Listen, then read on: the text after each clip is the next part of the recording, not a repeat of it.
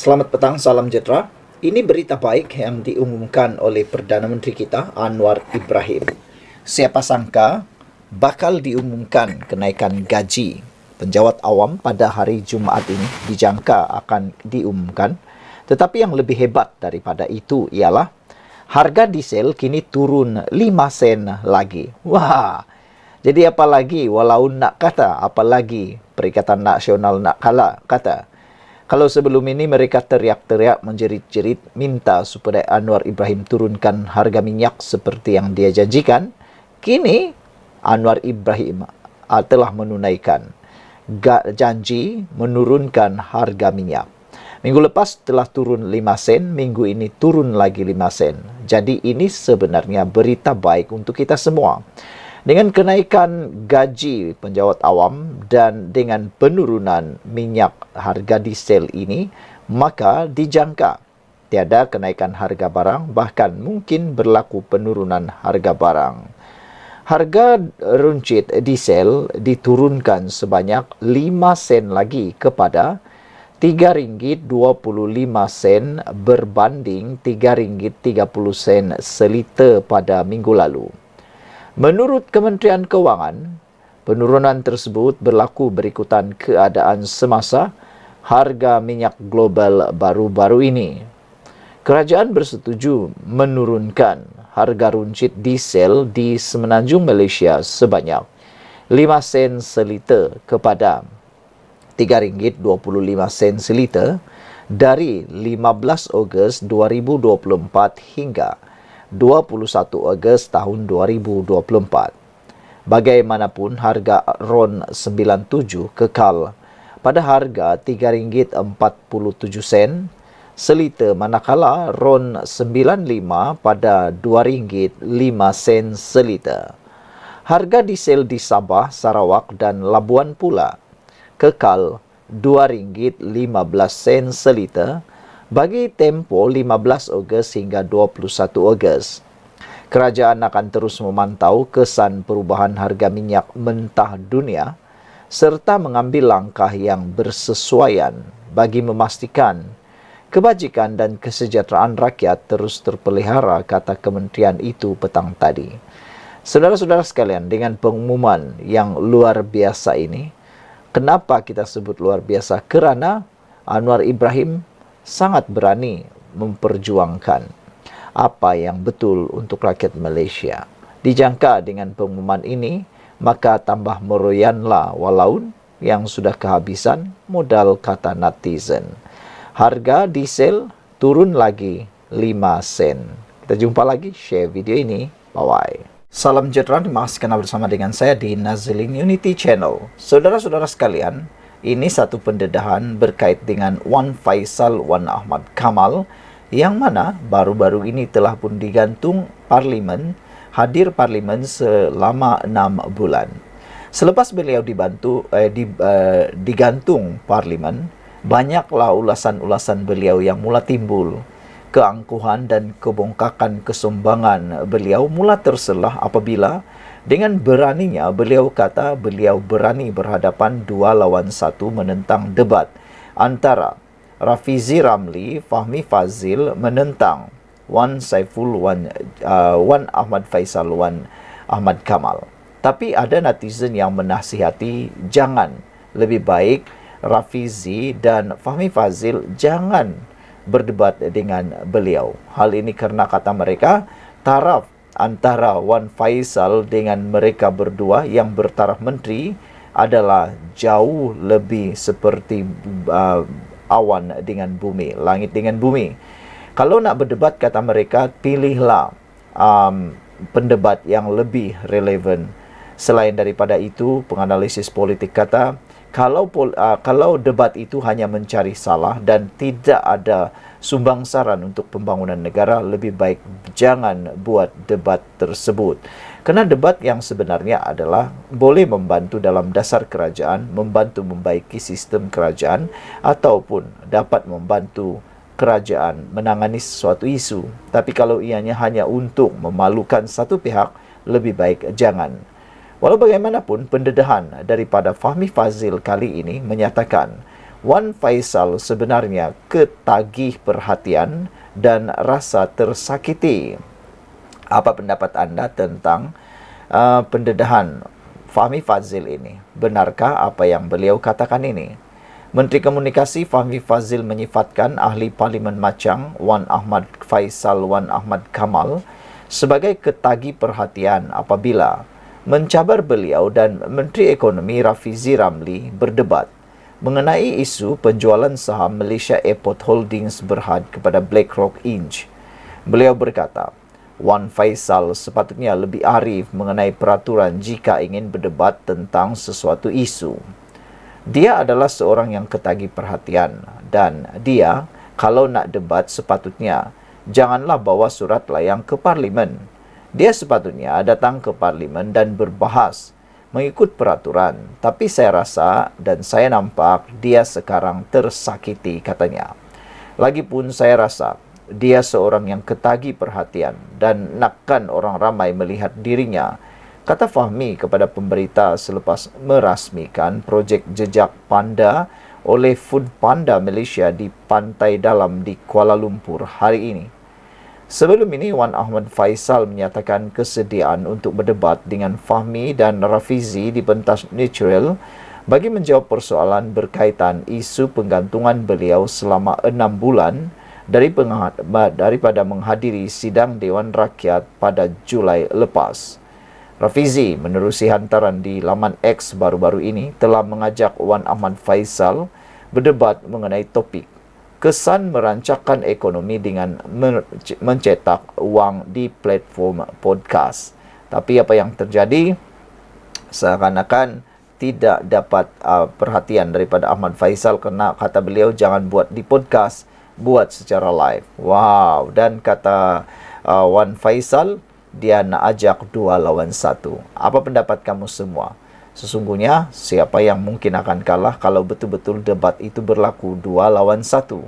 Atau adakah lain yang ditanya, lain yang dijawab? Siapa yang berpotensi untuk menjadi lain ditanya, lain dijawab? Kita jumpa lagi, tinggalkan komen anda. Ada yang kata, apa yang Azmin luahkan kali ini memalukan diri beliau sendiri. Bak kata pepatah, kata netizen, beliau meludah ke langit kena muka sendiri. Ini apabila tindakan Azmin Ali cuba memalukan Anwar Ibrahim dengan menyatakan bahawa Anwar Ibrahim tak faham perdagangan. Tapi netizen kata, apa maksud Azmin Ali sehingga dia menggelar Anwar Ibrahim tak faham perdagangan? Sedangkan Anwar Ibrahim pernah digelar sebagai antara ahli ekonomi paling berkuasa dan berpengaruh di dunia. Azmin Ali pernahkah masuk di dalam mana-mana majalah berkait dengan kehebatan beliau dalam mengurus ekonomi atau perdagangan di Malaysia? Kata netizen lagi, Azmin Ali hanya pakar di dalam langkah Sheraton. Keputusan Tesla untuk tidak membuka kilang di Malaysia membuktikan kegagalan Perdana Menteri Anwar Ibrahim memahami urusan perdagangan, kata Azmin Ali. Tapi perkara ini sebenarnya sudah dijawab oleh pihak kerajaan. Apa lagi yang nak dibuat kalau memang Tesla yang tak mahu meneruskan apa yang sudah dirancang kerana berlaku kerugian kepada Tesla? Itu bukan kerana kelemahan kerajaan, tapi kerana apa yang berlaku dalam syarikat Tesla. Selain daripada itu, ada juga netizen kata, nanti takut-takut nanti kalau sudah Tesla buat kilang atau buat perniagaan di Malaysia, bisinglah pula nanti Perikatan Nasional kata pula Tesla ni datang daripada negara Amerika Syarikat yang mana menyokong ataupun ada kaitan dengan Zionis Israel. Nanti takut-takut pula dijadikan isu pula. Jadi semuanya ada-ada sajalah yang salah, kata mereka.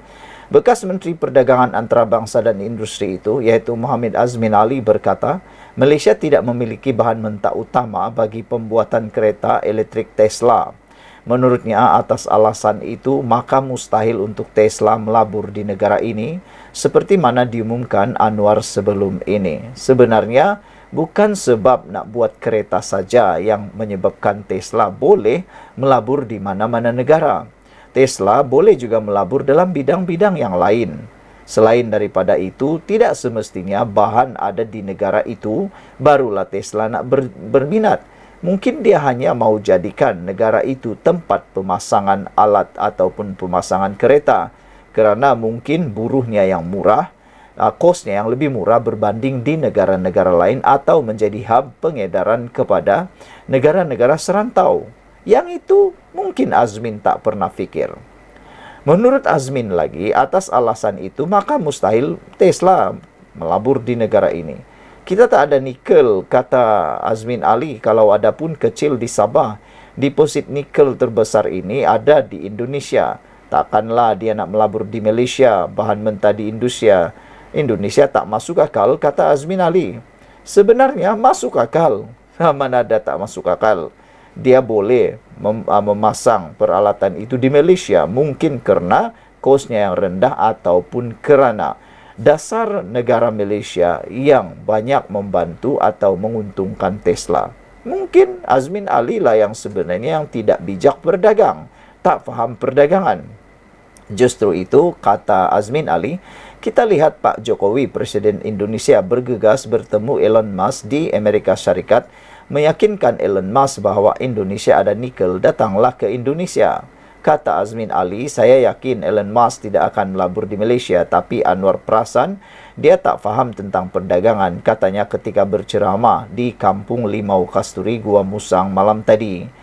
Sebelum ini, Tesla dilaporkan tidak akan membina kemudahan pembuatan kereta elektrik sama ada di Malaysia, Indonesia ataupun Thailand. Yang ini, kenapa Azmin Ali tak tahu? Indonesia yang ada nikel pun sama sebenarnya Tesla tidak akan membina juga di sana. Kenapa? Bukan sebab tiada nikel, bukan sebab tiada bahan. Tapi Tesla yang sudah mengalami pengucupan keuntungan ataupun bersaing dengan EV ataupun kereta berelektrik daripada China. Akhbar The Nation memetik sumber kerajaan Thailand berkata, pengeluar EV itu sebaliknya hanya akan menumpukan kepada pengukuhan ekosistem stesen pengecasan. Tesla sebelum ini bersedia untuk melabur 5 bilion untuk hub pembuatan di Asia Tenggara dan memilih Thailand sebagai lokasi pilihan. Pada masa sama, Malaysia dan Indonesia juga menawarkan peluang untuk Tesla membuka kemudahan pengeluaran mereka.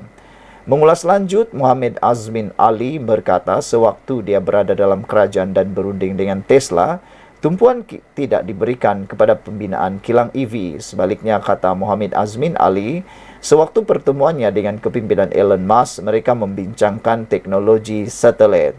Ya, saya letakkan pertimbangan saya dengan Elon Musk dan pengurusan tertinggi Elon Musk untuk membuat teknologi satelit lingkaran rendah, katanya. Azmin berkata teknologi itu penting bagi membolehkan kawasan pedalaman khususnya di Sabah dan Sarawak dapat menikmati akses internet yang baik.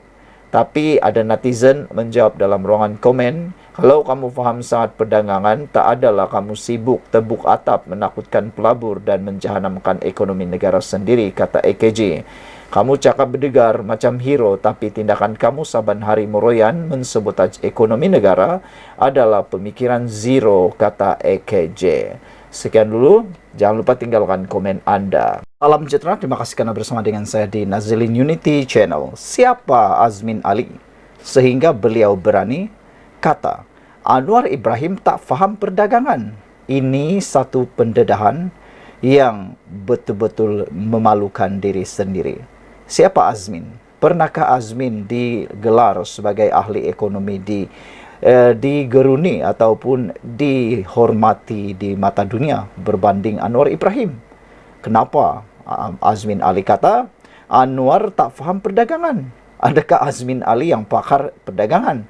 Netizen kata, tak apalah, sekurang-kurangnya Anwar Ibrahim faham apa itu pengkhianatan berbanding Azmin Ali yang memalukan.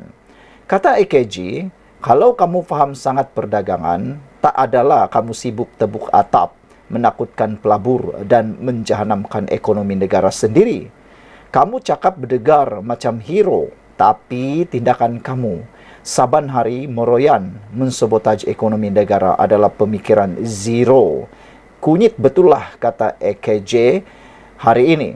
Seorang lagi penulis di ruangan komen Malaysia Kini menulis, kata Tok Mudim, macam-macam lah awak ni. Apa saja yang kerajaan putuskan pasti tak kena dengan Perikatan Nasional. Yang betul, semuanya Perikatan Nasional. Apa saja yang dikata oleh kerajaan, semuanya salah. Itulah sikap Perikatan Nasional, kata Tok Mudim. Kalau Tesla buka kilang, nanti puak pas pula bising. Kenapa bagi kebenaran kad penyokong Zionis buka kilang di Malaysia? Pui, kata Tok Mudim. Mr. Sakau pula kata, terlalu banyaklah kerangga-kerangga yang nak tepuk atap. Siang, hari, malam pelabur pun takut, katanya. Inilah kesannya, bukan soal faham tak faham berniaga. Jangan bermain politik, kata Mr. Sakau. Ramai yang faham apa yang dikatakan oleh Mr. Sakau ini apabila ianya merujuk kepada kerangga-kerangga yang cuba tebuk atap siang, malam, pagi, petang, malam, hari. Membuatkan pelabur pun takut. Patutnya, kata mereka, seperti yang telah dititahkan ke bawah Duli Yang Maha Mulia di Pertuan Agong, berhentilah berpolitik dan majukanlah, makmurkanlah negara ini. Berpolitik boleh, tapi hanya sekali dalam 5 tahun. Tunggu pilihan raya, baru kempen nak berpolitik. Ini tak henti-henti politik. Sehingga apapun rancangan yang dibuat oleh kerajaan, semuanya salah di mata mereka. Yang betul, hanya mereka saja. A little bit crazy, kata. Alamak Azmin, sama sajalah. Kamu pun bukan pakar dalam bisnes, katanya. Tesla bukan expert di bidang teknologi satelit, kata a little bit crazy. Ping Marlin 2094 kata, Anwar dah jadi Perdana Menteri, Menteri Keuangan bertahun lamanya, berbagai kabinet portfolio. Di mana tahap Azmin? Azmin hanya tahu tebuk atap, kata Ping Merlin. Yang lucunya ialah Anwar Ibrahim dah jadi Perdana Menteri. Azmin Ali dah jadi apa? Dah jadi pengkhianat Perikatan Nasional Pakatan Harapan, kata netizen. Anwar Ibrahim sudah jadi Menteri Keuangan. Dia bila lagi? Tak lagi jadi-jadi. Anwar Ibrahim dah jadi Perdana Menteri yang kini paling berpengaruh, yang didengar bahkan digeruni oleh mata dunia. Azmin Ali bila lagi, kata netizen. Saudara-saudara sekalian, itulah pendedahan dan juga apa yang netizen nampak apabila Azmin Ali kata Anwar tak faham perdagangan. Kita jumpa lagi, sila tinggalkan komen anda.